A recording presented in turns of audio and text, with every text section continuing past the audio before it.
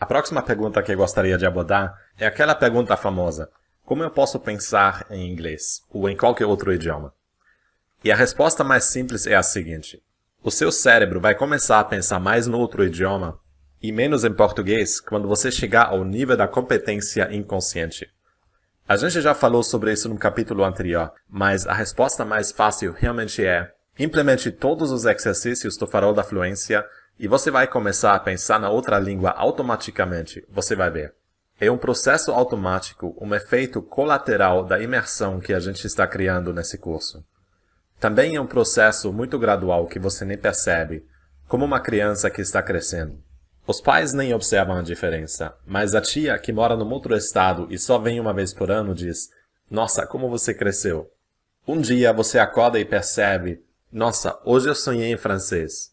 Um dia você conversa em inglês e se assusta: "Nossa, nem estou traduzindo mentalmente, já penso em inglês." A propósito, me escreva quando isso acontecer, porque eu quero celebrar esse sucesso com você. A razão por que isso funciona são os 4 estágios da competência que expliquei no capítulo anterior. Se você simplesmente praticar qualquer habilidade o suficiente, se você fizer os exercícios corretos em vez de perder tempo com os exercícios ineficazes, aí você vai automaticamente chegar à competência inconsciente depois de algum tempo. Mesmo assim, eu vou compartilhar 2 técnicas para acelerar esse processo. Vamos lá. A primeira técnica é gradualmente aumentar a velocidade. A gente tem que utilizar a velha técnica dos pequenos pedaços novamente. A gente tem que aprender a pensar num outro idioma em pequenos pedaços. O primeiro passo é escrever frases. Um dos exercícios que já expliquei no módulo sobre a gramática. Escrever frases é a forma mais lenta de se comunicar no idioma, e assim o seu cérebro tem mais tempo para pensar e traduzir. O segundo passo é participar de um bate-papo online. Depois de praticar a escrever frases por algum tempo, você pode aumentar a velocidade e falar com alguém online. Existem muitos sites onde você pode fazer isso, e eu incluí muitas das melhores páginas no módulo de recursos para você. Mas esse exercício vai exigir que você pense um pouco mais rapidamente do que quando você escreve frases sozinho, pois a outra pessoa está esperando uma resposta. E o terceiro passo é a conversação. É realmente manter uma conversa verdadeira com alguém, de preferência um falante nativo. Isso aumenta a velocidade da comunicação mais uma vez. Como já expliquei nos capítulos anteriores, aumentar a velocidade de uma forma gradual é uma técnica muito comum entre músicos e artistas marciais.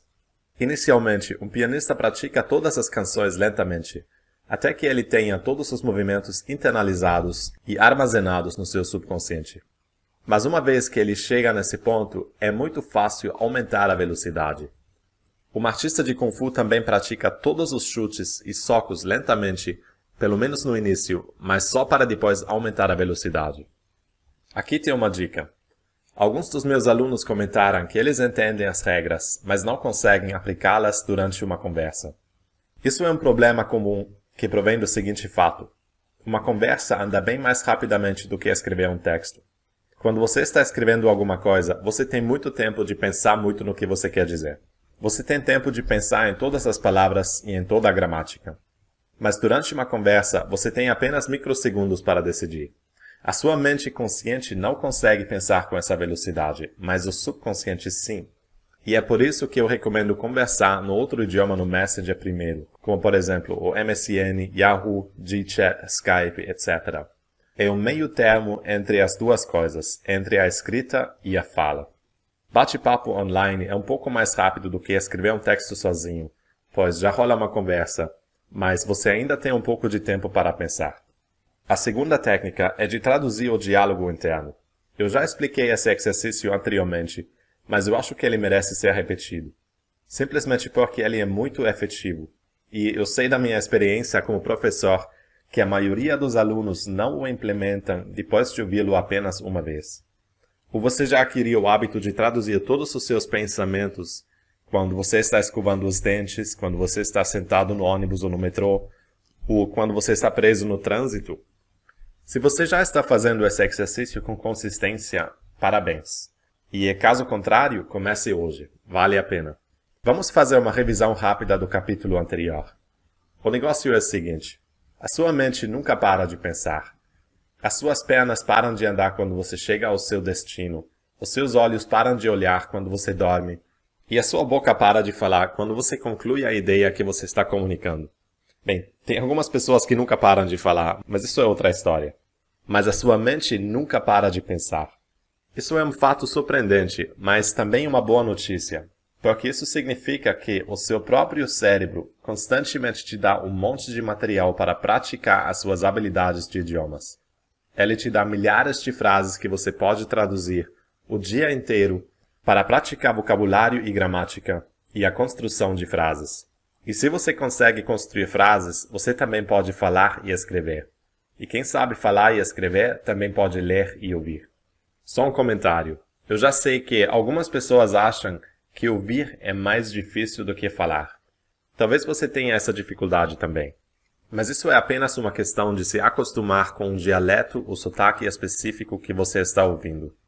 Você pode não entender alguém de Nova York a primeira vez que você o encontre.